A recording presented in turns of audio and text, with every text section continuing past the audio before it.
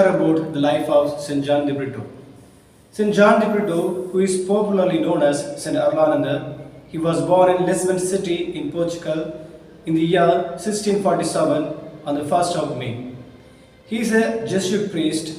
The Indian calls him as St. Francis Xavier of Portugal. He travelled all the way from Portugal to India as a missionary. He indulged himself in various missionary activities in India, and in the end, he was martyred in India 4th February 1693. Pope Pius IX announced himself as blessed on 21st August 1853. He was canonized on 22nd June 1947 by Pope Pius XII. In the below mentioned paragraphs, we can know about a brief history of these saints. St. John De Britto was born in a very aristocratic family. His family has a very good rapport with the royal people at that time. He was young, he fell ill, and his mother prayed to St. Francis Xavier. Due to his intercession, St. John De Britto was cured. As per his mother's vow, St. John De Britto was ordained with the attire of Jesuits for 1 full year. He felt the call within him. He joined the Jesuit order at the age of 16. He has taken St. Francis Xavier as his role model, and in 1673 he became a Jesuit priest. After he was ordained as a Jesuit priest, he was sent to India to work as a missionary. He initially reached Goa. His first visit in Goa was the church of St. Francis Xavier. He pursued certain final religious studies in Goa. Then he worked as a missionary in Kerala. During this time, he learned some of the local language of India. During this time, the year 1673, he reached South India. He reached a place called Marave country near Madurai. From there, he began to proclaim the gospel to the local people. During his mission work, he found out the caste system and the difference between the upper caste and the lower caste people. He came to know about the cruel treatment meted out in the lower caste people. He won the conversion of heart of both the upper caste and the lower caste people. He learned local language Tamil and became very conversant with the language. He also changed his name in Tamil as Arlananda. The work of evangelization, the people, was not easy. It was very rough and tough, and he met with lots of challenges and hurdles.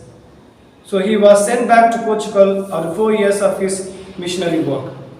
In Portugal, he had a very easy-going work.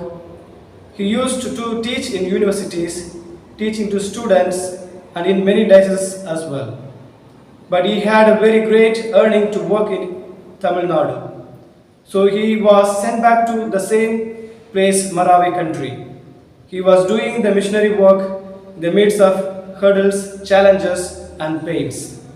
He worked for 14 years. Many times he was critically viewed.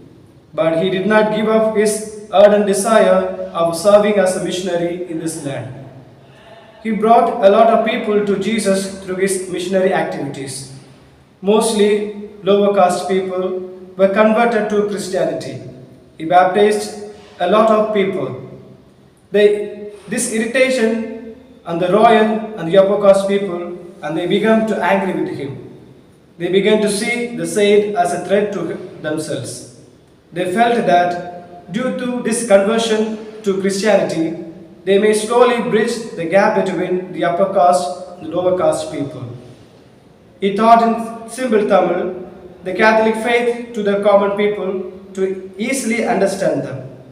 He not only learned the language but also fluent in culture of the Tamil people. He gave up non-vegetarian food and adopted vegetarianism. He addressed like an Indian sannyasi, wearing the softened clothes. It was identical to that of another Jesuit missionary, Robert de Nobili, the Italian sannyasin who served in that area between 1577 to 1656. The way St. John De Britto was serving amidst the people attracted even the prince of the royal court. He wanted to convert himself to Christianity, but he had 5 wives. Before receiving the sacrament of baptism, the saint wanted the prince to discard other 4 wives, retaining the first wife he had married. This brought a big chaos and conflict in the royal family. One of the wives discarded by Tadiyadeva happened to be the relative of Sedumadi, the king of Ramnad district. The adjacent kingdom to the Marave kingdom, she instigated the king to bring commotion in the land. This resulted in the persecution against Christianity. Various terrorist activities were ramped, causing great disturbance in the society. Arlanandar and a few catechists were arrested and were taken to Ramnad district, 30 kilometers north of Ramnad district, where was a small hamlet by name Orio. There on February 4th, 1693, St. John De Britto was beheaded and he became a martyr in Marave country. There is a great shrine in Orio where he was martyred. People in large number visit the shrine and enjoy many miracles through the intercession of the saint. The sand in the place where he was executed is red in color even after all these centuries. The pilgrims to the shrine definitely take a little bit of the red sand when they visit the shrine. Lots of diseases are cured in that place. Miracles which took place when he was alive. When he was doing the missionary work in Tamil Nadu, before his martyrdom, many miracles took place through his intercession. God has given him a special gift of doing miracles through his prayers. This was viewed critically by the Brahmins of that area. They were blaming the saints that he was doing the miracles with the help of the evil spirits.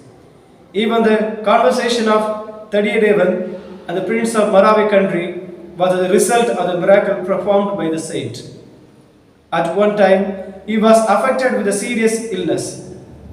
Saint Arlananda made an intercessory prayer to Jesus for the cure of Tadiyadevan. Immediately he was cured of this disease. This made him to travel his earlier religious faith to embrace Christianity. Thank you.